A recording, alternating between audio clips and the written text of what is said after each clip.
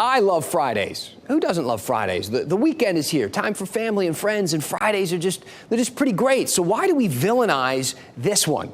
This Friday the 13th, the spooky vibes, black cats, broken mirrors, Jason Voorhees marathons. Did you know that there are actually 12 Friday the 13th movies? Apparently they won't make any more. If they make a 13th, he becomes real. That's what I heard. I read that online. We wanted to know, where did all this Friday the 13th mumbo jumbo come from? So please grab your four-leaf clovers, your horseshoes, your dream catchers, and your rabbit's feet, and let's dive in depth on Friday the 13th.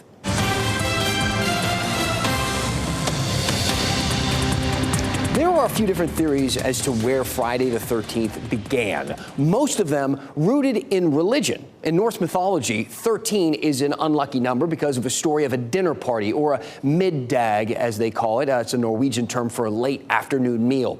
In this story, 12 gods are hamming it up in Valhalla, and Loki crashes the party, making him the 13th guest. Loki then convinced another god to kill his half-brother, which, I don't know, I assume ruined the party. It's messy, but that's the story. And it kind of sounds familiar a little bit, doesn't it? Many think the Last Supper from the Bible is the origin behind unlucky number 13. Jesus and his 11 disciples sat down for a meal. Then number 12, Judas, showed up, betrayed him, turning him over to the chief priests. And there you have it. That's the 13, why it's unlucky. But why Friday? We can go back to the Bible for that. Friday is said to be the day Adam and Eve ate the forbidden fruit, when Cain killed his brother Abel, when the Temple of Solomon fell, and when Noah's Ark set sail. Another theory comes from France. You fast forward about 1,000 years for this one to 1307. Members of the Knights Templar were charged with heresy. They were burned at the stake on Friday, October 13th. Unlucky may be a bit of an understatement on that one. So that's how Friday the 13th started, we think. And its legend would only grow in the 1900s. There was a novel with the same name, hugely popular in 1907. It was about a stockbroker who seeks revenge after the market crash ruins his family. Then you fast forward again to 1980, and you got the guy with the hockey mask slashing through the box office 8 times in 10 years. His name was Jason, and today is his birthday.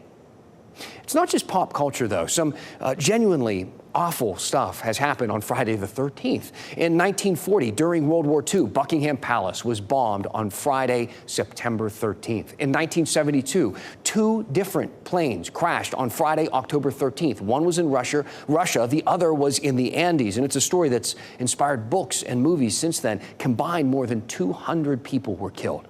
And in 2012, the Costa Concordia, you remember this, it sank off the coast of Italy, the largest passenger ship to ever sink. Yes, bigger than even the Titanic. What day did the Titanic sink? Well, I'm glad you asked. That was April 14th, 1912. It was a Sunday, no 13s to speak of, but still, you get the point. You can see why Friday the 13th kind of gets a bad rap, though it is mostly in the U.S. In Spain, Tuesday the 13th is unlucky, not Friday. In Italy, the number 17 is unlucky. If you look at hotel elevators in the U.S., we skip the 13th floor, right? Well, not overseas. In Japan, China, and South Korea, they skip the 4th floor. These things kind of vary from place to place, each with their own origin stories and weird coincidences that satisfy the superstitions. And another weird coincidence could be on the way.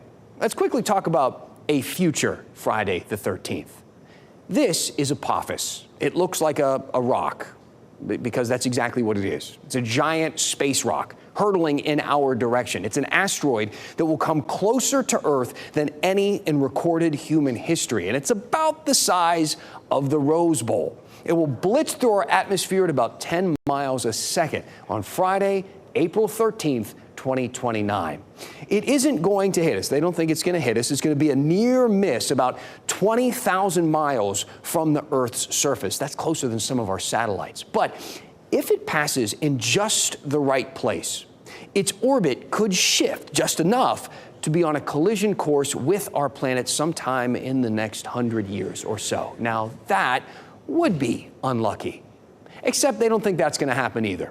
Scientists have been watching this thing for years. They've refined the asteroid's trajectory over and over again, and they don't think that there's an impact happening anytime soon with Earth. And if Apophis did at some point take aim at our planet, NASA has a way to deflect it. In 2022, their DART mission was a success. They launched a spacecraft and crashed it on purpose into an asteroid, altering its orbit. So you got nothing to worry about. But if you're feeling nervous or superstitious, just grab that rabbit's foot. I'd like to tell you why those are lucky, but we're out of time. Happy Friday, everybody, especially my dad, Dan Sr., turned 70 today.